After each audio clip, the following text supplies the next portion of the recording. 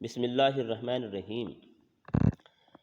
2013 میں نے ڈوگر پبلشر کی ایک کتاب بی اے لائبریری سائنس لکھی تھی۔ کچھ دنوں سے میں سوچ رہا تھا کہ اس میں ایک مضمون ہے جس میں کیا اسلام نے دنیا کو اندھیروں سے اجالے کا راستہ دکھانے کے لیے علم اور کتاب کو ذریعہ بنایا۔ اس سلسلے میں یہ مضمون زیر نظر آپ کو سنانے کا ارادہ کیا ہے۔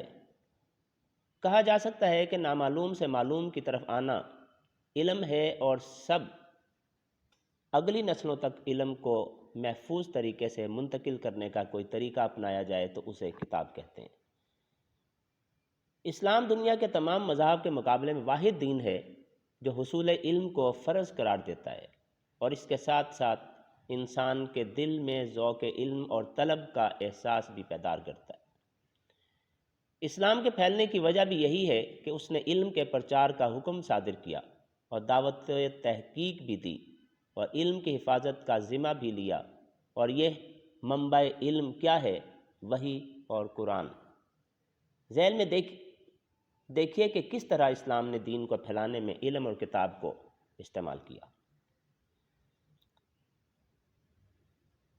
نبی کریم صلی اللہ علیہ وآلہ وسلم نے اپنے 23 سالوں میں زمین کی پوری گولائی میں کلمہ حق پھیلا دیا، اور اس کامیابی کے پیچھے ایک اصول کار فرما تھا جو نبی کریم صلی اللہ علیہ وآلہ وسلم نے پیش فرمایا۔ آپ فرماتے ہیں کہ ہر مسلمان مرد اور عورت پر علم حاصل کرنا فرض ہے۔ آپ فرماتے ہیں کہ علم حاصل کرو خواہ تمہیں 3 جانا پڑے، اور علم حاصل کرو گود سے قبر تک۔ اور قرآن کریم میں بھی بڑی وضاحت سے بیان ہے، یعنی علم کے حصول کے حوالے سے، کہ تم میں سے بہتر وہ ہے جو قرآن پڑھے اور دوسروں کو پڑھائے۔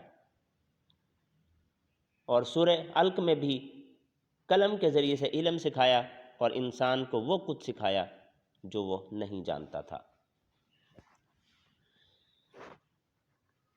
تحریر اور کتابت کا ایک اور ثبوت یہ ہے کہ جب رسول صلی اللہ علیہ وآلہ وسلم نے عرب کے گرد و نواح کی ریاستوں کے حکمرانوں، بادشاہوں کے اسلام کی دعوت کے خطوط تحریر کیے جو مکتوبات نبوی کے نام سے منسوب ہیں، جو زیادہ تر کھال کے ٹکڑوں پر لکھے ہوئے تھے۔ عرب میں اس وقت اہم تحریروں سے چمڑا استعمال کیا جاتا تھا، اور یہ چمڑا جو زیادہ زمانہ قدیم از مسیح سے استعمال ہوتا چلا رہا ہے، اسے پارچمنٹ کہتے تھے۔ یہ باریک جھلی نما چمڑے کی شیٹ تھی جو حسب ضرورت مطلوبہ سائز میں کاٹ کر رول بنا کر محفوظ کی جاتی تھی۔ اسلام کی ابتدا نبی صلی اللہ علیہ وآلہ وسلم کی دنیا میں لبادہ بشریت میں تشریف آوری سے ہی نہیں، بلکہ آدم کے دنیا میں بھیجے جانے سے، رسول بنانے سے ہوئی۔ اور جب آدم کی تخلیق کا وقت آیا تو اللہ نے فرمایا، اے آدم، وہ نام بتاؤ جو تمہیں سکھائے گئے ہیں، اور وہ علم ہی تھا۔ اور جب 4 رسولوں پر کتابیں نازل ہوئیں، اور زبور، توراۃ، انجیل اور قرآن حکیم، تو یہ کتاب ہی تو ہے۔ قرآن حکیم سابقہ شریعتوں کو منسوخ کر کے بھیجا گیا، اور اب قیامت تک یہی شریعت چلے گی، اور دنیا میں آنے والے تمام انسانوں کو ہدایت کا پیغام قرآن کے ذریعے ہی ملتا رہے گا۔ قرآن کی عملی صورت احادیث نبویہ اور سنت رسول صلی اللہ علیہ وسلم سے میسر ہے، جو آج کتاب کی صورت میں دنیا میں پھیلی ہوئی ہے۔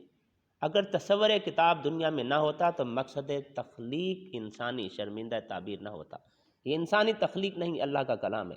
انسان نے صرف جمع کیا، بلکہ حفاظت کا ذمہ تو خود اللہ کے پاس ہے۔ اس حفاظت کی وجہ سے آج یہ کتابی شکل میں موجود ہے، اور اسے حاصل ہونے والے علوم کی شاخیں آج کتب خانوں کی زینت بنی ہوئی ہیں۔ ماہرین علوم و فنون پیدا ہو چکے ہیں۔ راستہ، نشانیاں، اشارے، دعوت، تحقیق، سب کے سب قرآن سے ملے۔ غرض کے مطالعے کا ذوق، غور و خوض اور تدبر اور تفکر کی بنیاد اسلام نے ہی رکھی۔ دوسرے مذاہب میں تو بادشاہوں اور خواص اور کلیساؤں کی علم پر اجارہ داری تھی اور تحقیق پر جرم تھا۔ اسلام نے آ کر علم اور کتاب کے ذریعے اندھیروں سے اجالے کی طرح رہنمائی کی ہے، اور یہ بھی حقیقت ہے کہ جتنی علم اور کتاب کی ترویج و اشاعت اور ترقی اسلامی دور میں ہوئی، پہلے کبھی نہ تھی۔